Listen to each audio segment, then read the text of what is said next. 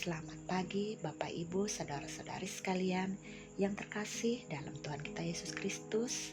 Selamat berjumpa dalam podcast Kabar Bahalap pada pagi hari ini, hari Sabtu, tanggal 13 April 2024. Bersama saya, Diaken Aryasi Paul dari lingkungan pelayanan 3, Majelis Jemaat GKE Palangka 1. Sebelum kita membaca, mendengarkan, dan merenungkan firman Tuhan, marilah kita berdoa. Ya Tuhan, Allah Bapa kami, yang kami puji dan kami sembah di dalam Yesus Kristus, kami mengucap syukur dan terima kasih atas penyertaan Tuhan di setiap langkah kehidupan kami.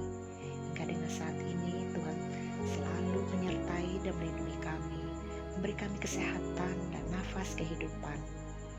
Di pagi hari ini kami ingin membaca, mendengarkan, dan merenungkan firman-Mu. Kami mohon penyertaan dan kuasa kasih karunia Tuhan, biarlah firman yang akan kami dengar dapat tertanam di setiap hati dan pikiran kami. Dan Tuhan berkati, bimbing supaya firman yang disampaikan itu semua berasal dari Tuhan.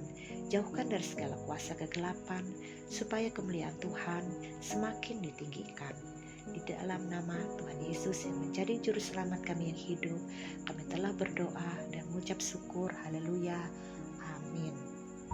Bapak, Ibu, Saudara-saudari yang terkasih dalam Yesus Kristus, pembacaan Alkitab kita pada pagi hari ini terambil dari Injil Lukas pasal 22 ayat yang ke-24 sampai dengan 38 yang berbunyi demikian.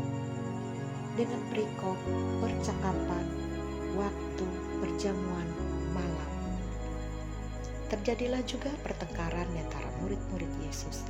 Siapakah yang dapat dianggap terbesar di antara mereka? Yesus berkata kepada mereka, raja-raja bangsa-bangsa memerintah rakyat mereka, dan orang-orang yang menjalankan kuasa atas mereka disebut pelindung-pelindung. Tetapi kamu tidaklah demikian, melainkan yang terbesar di antara kamu hendaklah menjadi sebagai yang paling muda, dan pemimpin sebagai pelayan. Sebab siapakah yang lebih besar, yang duduk makan atau yang melayani? Bukankah dia yang duduk makan? Tetapi aku ada di tengah-tengah kamu sebagai pelayan. Kamulah yang tetap tinggal bersama-sama dengan aku dalam segala pencobaan yang aku alami. Dan aku menentukan hak-hak kerajaan kamu, sama seperti Bapakku menentukannya bagiku, bahwa kamu akan makan dan minum semeja dengan aku di dalam kerajaanku, dan kamu akan duduk di atas tahta untuk menghakimi ke-12 suku Israel. Simon, Simon, lihat, iblis telah menuntut untuk menampik kamu seperti gandum. Tetapi aku telah berdoa untuk engkau supaya imanmu jangan gugur, dan engkau, jikalau engkau sudah insaf, kuatkanlah saudara-saudaramu. Jawab Petrus, Tuhan, aku bersedia masuk penjara dan mati bersama-sama dengan engkau. Tetapi Yesus berkata, aku berkata kepadamu, Petrus, hari ini ayam tidak akan berkokok sebelum engkau 3 kali menyangkal bahwa engkau mengenal aku. Lalu ia berkata kepada mereka, ketika aku mengutus kamu dengan tiada membawa pundi-pundi, bekal dan kasut, adakah kamu kekurangan apa-apa? Jawab mereka, suatu pun tidak. Katanya kepada mereka, tetapi sekarang ini siapa yang mempunyai pundi-pundi, hendaklah ia membawanya. Demikian juga yang mempunyai bekal, dan siapa yang tidak mempunyainya, hendaklah ia menjual jubahnya dan membeli pedang. Sebab aku berkata kepada kamu, bahwa nas kitab suci ini harus digenapi padaku. Ia akan terhitung di antara pemberontak-pemberontak, sebab apa yang tertulis tentang aku sedang digenapi. Kata mereka, Tuhan, ini 2 pedang. Jawabnya, sudah cukup. Demikian firman Tuhan. Yang berbahagia adalah mereka yang mendengarkan firman Tuhan dan memeliharanya dalam kehidupannya sehari-hari. Amin. Bapak, Ibu, Saudara yang terkasih dalam Tuhan kita Yesus Kristus, renungan kita pada pagi hari ini ditulis oleh Pendeta Asun, sarjana pendidikan, yang berjudul Tuhan Menasehati Para Murid. Bermula dari pertengkaran di antara para murid terhadap diri masing-masing mereka untuk masa depan kehidupan setelah mereka meninggalkan dunia ini. Para murid mempertanyakan nilai kehormatan pada diri mereka dikarenakan apabila selama mereka mengikuti Yesus dalam satu pelayanan tidak dihargai akan menjadi percuma menurut pikiran mereka para murid. Namun Yesus memberikan sebagai bimbingan atau nasihat bagi mereka agar mereka tidak gegabah untuk meminta nilai kehormatan itu.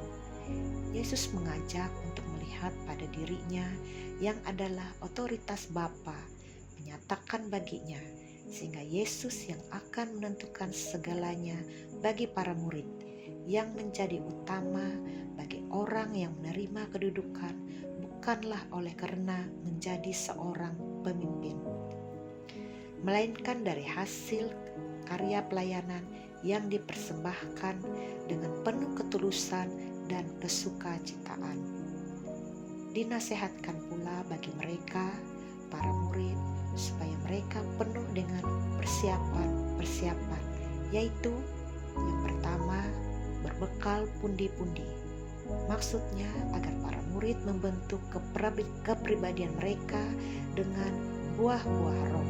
Terdapat dalam Galatia 5 ayat 22 sampai dengan 25. Yang kedua, berbekal pedang. Berbekal pedang ini yang terpenting dalam keinginan untuk memperoleh tempat terhormat dengan melepaskan segala sesuatu yang menghambat dan menerima senjata rohani, yaitu firman Tuhan yang menghidupkan dan juga mendewasakan. Firman Tuhan yang diberitakan inilah yang akan menjadikan diri kita yang paling besar.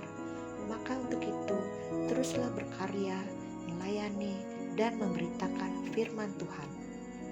Secara khusus, Yesus sampaikan kepada Simon supaya Simon tetap kuat menghadapi godaan agar imannya tidak goyah dan agar Simon tidak takut menghadapi orang yang ingin menangkap Yesus. Namun Petrus menyangkal Yesus. Nasihat-nasihat yang disampaikan Yesus ini untuk mengatasi apa yang dipertanyakan para murid tentang siapa yang terbesar di antara mereka. Marilah kita berdoa. Tuhan, Allah Bapa kami yang bertahta di dalam kerajaan sorga, pada pagi hari ini kami sudah membaca dan mendengarkan firman-Mu. Biarlah firman ini tertanam di setiap hati dan dapat menguatkan kami dalam menjalankan kehidupan kami sehari-hari. Terus bimbing kami Tuhan dengan firman-Mu, supaya kami selalu dapat mengucap syukur dalam segala hal. Tidak ada kata yang terindah selain mengerti dan memahami setiap firman yang Tuhan berikan kepada kami. Firman-Mu adalah ya dan amin yang dapat membawa kami ke dalam kedamaian. Terima kasih Tuhan, di dalam nama anak Yesus Kristus, Tuhan dan Juru Selamat kami berdoa. Amin. Demikian renungan kita pada pagi hari ini. Jangan lupa like, komen, dan subscribe serta membagi renungan ini bagi semua orang agar melalui pelayanan ini dapat berkenan dan menjangkau semua umatnya dimanapun berada. Selamat pagi, selamat beraktivitas, salam sejahtera, Tuhan Yesus memberkati.